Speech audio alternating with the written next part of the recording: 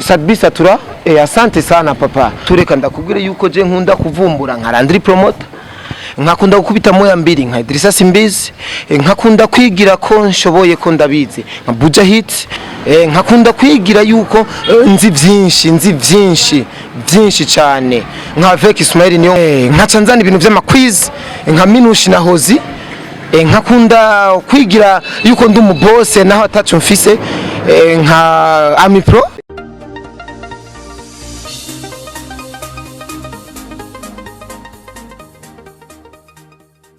Yes ndaje ndakubwira ati koresha umwanya yes. Nta kiganiro nje kubaha, nta kiganiro nje kubahereza kabisa, nta kiganiro kinzanye nga gusa nje kukubwira yuko abamponze abamvuze nabi nta ngorane Imana irababona tu, ariko tureka ndakubwira yuko je nkunda kuvumbura nka Landry Promoter, nkakunda gukubita moya mbiri nka Idrissa Simbizi, nkakunda kwigira ko nshoboye ko ndabizi nka Buja Hit, nkakunda kwigira updates nka Kisdan, nkakunda kwigira ko nzi kuvuga cyane nkavusanga navuze nacirinya kwa mate nka Juste Gaël, nkakunda kwigira mwarimu,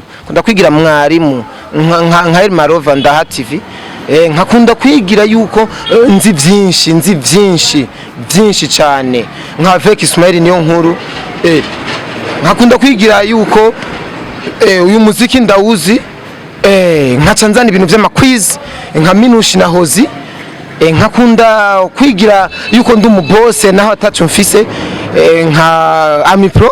Yes, nkakunda kwigira umuguruguru nka Drizzy wa King James TV, nkakunda kwigira yuko ndi professionnel nka DFTV DJ Fanny.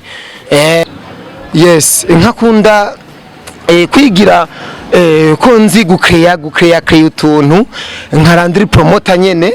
Yes, nkakunda rero kupromotinga abantu benshi nkabajya n'amahera menshi nkaba ba Ricky Love Promoter, ba No Beef Promoter, ba Paparazzi. Ni hatari. Ino game entertainment iraryoshe cyane guys, ino game iraryoshe kabisa, iramara. So reka rero mfata kanya ndabashimire mwese mwagize ico muvuga ku bintu nakoze umunsi ambassadeur w'Irinyamitwa dutumye ko muri finance, abagize ico babivuga ko mfite impamvu bijya bintu nabikoze, bijya bintu kabisa, mumbabarire cyane gusa ico novuga nti Sadbi Satura, asante sana papa, warakoze cyane, warakoze kurera kandi warakujije, asante sana, ndagushimiye cyane, koresha umwanya.